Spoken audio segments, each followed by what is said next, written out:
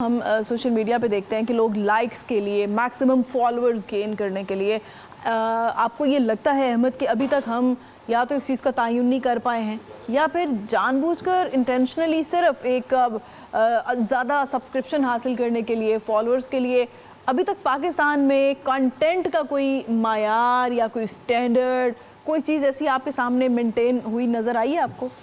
अच्छा, इस पे पहले मैं आपसे क्वेश्चन करता हूँ नाम लिए बगैर।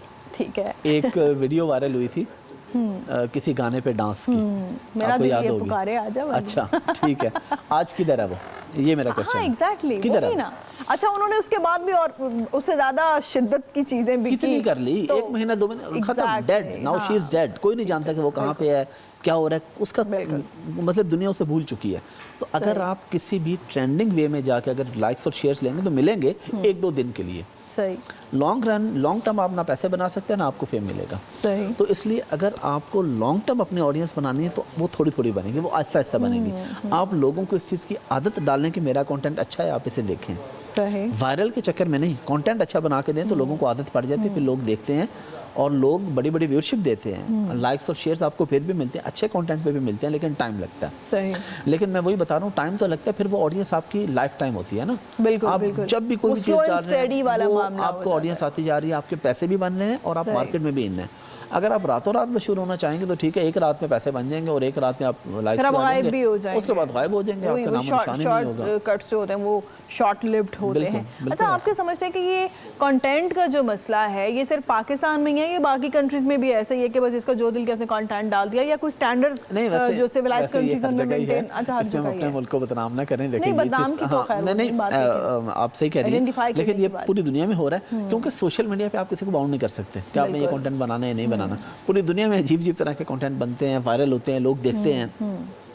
लेकिन मैं कहता हूँ कि चलें, अगर आपने कोई कंटेंट ऐसा बनाना है कि जिसमें कोई किसी के लिए नॉलेज नहीं है, सही, जस्ट तफरी है, सही, इंटरटेनमेंट है, तो वो भी ठीक है। हमारे मुल्क में इतने दुख हैं, इतनी परेशानियां, अगर लोग आपका कंटेंट देख के खुश हो जाते हैं, चेहरे पे स्माइल आ जाती है, तो वो भी अच्छी चीज़ है। लेकिन कंसिस्टेंट हो, कंटेंट ऐसा हो कि फिर जब आप जब भी वीडियो डालें तो लोग देखना चाहें। ऐसा होंगे लोग सिर्फ एक दफ़ा देख लें और उसके बाद लोग देखें नहीं उसको। यही देखें ना, एक स्माइल की बात तो अलग है ना कि आप किसी के लिए खुशी का जरिया बने, खुशी का बायस बने, लेकिन जो फेक न्यूज़ या एक ऐसी बेसलेस खबर, वो सेंसेशन के लिए, वो सिर्फ रेटिंग के लिए उड़ा देना उसको, फिर ये भी तो फिर कंटेंट का ही हिस्सा बन जाते हैं। इस पे आप क्या कहेंगे? उसमें मैं कहता हूँ देखने वालों का कसूर है। ये भी है, बनाने वाला तो बना रहा है, देखने वाला बेवकूफ़ है ना, वो क्यों देख रहा है? जब उसे पता चल गया कि ये बंदा हमेशा झूठी खबर ही देता है, सही, तो हम लोग ही हैं ना जो उस बंदे को कह रहे हैं यार तुम झूठी खबर दो, हम तुम्हें देखेंगे, हम तुम्हें सुनेंगे। तो अगर लोग उसका बैकआउट करें तो उसकी कहानी खत्म हो जाएगी। और वाकई मैं खुद रात एक में थंबनेल देख रहा था, इंतहाई अजीब कि ये हो गया, अभी आधे घंटे में ये होने वाला, वो होने वाला है, अजीब किस्म की, और फिर भी वर्शिप आ रही है। तो ये हमारे लोगों को एजुकेट करने की ज़रूरत है कि भाई आप ऐसी बेसलेस चीज़ें देखने के बजाय कोई ऐसी चीज़ देख लें जिससे एटलीस्ट आपको कोई ना कोई फ़ायदा हो जाए। फ़ायदा नहीं हो रहा तो आप खुश हो जाएं, यानी बेसलेस न्यूज़ से ना तो आप खुश हो रहे हैं ना आपके पैसे बन रहे हैं। अच्छा, कोई ऐसा काम कर, हाँ वही एक और चीज़ है ना कि अब तो जिसके हाथ में मोबाइल है वो खुद एक टीवी चैनल बन गया है, वो खुद ही अपना वो कंटेंट भी प्रोड्यूस कर रहा है, वो खुद ही उसे अपलोड भी कर रहा है, वो खुद एक क्या कहना चाहिए, एक मीडियम बन गया है ना वो खुद।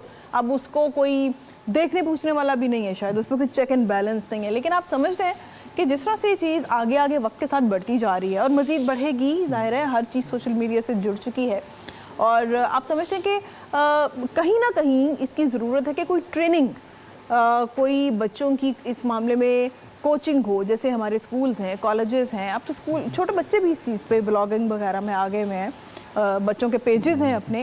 लेकिन अगर शुरू से ही इस चीज़ की हसासियत और अहमियत को समझते हुए उनकी एजुकेशन में ये चीज़ शामिल कर दी जाए, एक बेहतर कंटेंट भी प्रोड्यूस होने लग जाएगा with the passage of time, और बच्चों को अपनी डायरेक्शन भी पता होगी। इसमें तो बड़ा टाइम लगेगा ना, अच्छा, यानी 30-40 ईयर्स तो लगेंगे ना। यानी आप आज बच्चों को सिखाना शुरू करेंगे, 15-20 साल के बाद वो बच्चे बड़े होकर 5-10 साल, तो 30-40 साल के तो ये है। लेकिन आज के दौर में मैं कहता हूँ इसका कोई सोल्यूशन नहीं है। इसका सोल्यूशन ये है कि हम लोगों को ये समझाएं कि आप ऐसा कंटेंट देखें नहीं, बनाने वाले को आप बाउंड नहीं कर सकते, आप यूट्यूबर को बाउंड नहीं कर सकते, वो जो मर्जी उठा के बना देगा। आपने सही कहा, जिसके हाथ में माइक आ गया और मोबाइल का कैमरा आ गया वो साफ़ी बन गया, उसका जो दिल करे जाके जिसकी मर्जी पगड़ी उछाल दे, जिसको मर्जी जो मर्जी कर दे, ये तो बिल्कुल अलाउ नहीं होना चाहिए। एक स्टैंडर्ड सेट होना चाहिए कि आप कौन क्वेश्चन कर सकता है, आपकी अपनी एजुकेशन क्या है। यानी एक अनपढ़ बंदा एक मास्टर्स बंदे से क्वेश्चन कर रहे है, फजूल बात है, उसका बनता ही नहीं है। भाई तुम उससे ज़्यादा पढ़े लिखो या एटलीस्ट उसके बराबर तो हो जिससे तुम सवाल पूछ रहे हो। तो इस तरह की चीज़ें ज़रूर होनी चाहिए। अब ऐसी चीज़ें बाहर के मुल्कों में हम देखते हैं, बच्चों की तरबियत जहाँ से शुरू होती है। मैं अभी पिछले दिनों जापान में था, तो मैं एक जिन दोस्त के पास बैठा था, उन्होंने अचानक खिड़की का पर्दा हटाया, उनके सामने देखे बच्चों की ट्रेनिंग हो रही है। अच्छा, बच्चे थे 2.5 साल, 3 साल, 4 साल, 5 साल के ना। अच्छा, जापान में 6 साल से कम उम्र का बच्चा स्कूल नहीं जा सकता। अच्छा, वो बच्चों की तरबियत का टाइम, और तरबियत घर पे होनी, प्री स्कूलिंग में जाते हैं, बट उनके लिए कोई सिलेबस नहीं हो सकता, कोई बुक नहीं, कोई कॉपी नहीं, कुछ नहीं। उनको बता रहे हैं कि ऐसे झुकना कैसे, जो उनके सलाम करने का तरीका है, थैंक यू कैसे बोलना है, किसी बड़े से बात कैसे करनी है, पानी का गिलास कैसे उठाना है, गिलास कैसे रखना है, ये सारी चीज़ें उनको सिखाई जा रही हैं। अब आज हम कहते हैं कि वो नेशन सबसे ऊपर है, वो नेशन इसलिए ऊपर है कि उनके बच्चों को सिखाया, वो बिल्कुल उनके बुनियाद से उन्हें पकड़ते हैं, और बड़ों को आप नहीं सिखा सकते, नहीं सिखा सकते। अगर हमने अपने आप को बेहतर करना है तो हम आज के बच्चों को बेहतर करना शुरू करें। उनकी बड़े आदमी की जो आदत बन गई, वो कहते हैं पहाड़ अपनी जगह बदल सकते हैं, लेकिन इंसान की आदत नहीं बदल सकती, खसलत नहीं बदल सकती। बिल्कुल ऐसी। बहुत शुक्रिया अहमद आपके वक्त का, आपकी इन मुफीद एडवाइजेस का और बहुत से सवालों का जिनके जवाब की वाकई बहुत जरूरत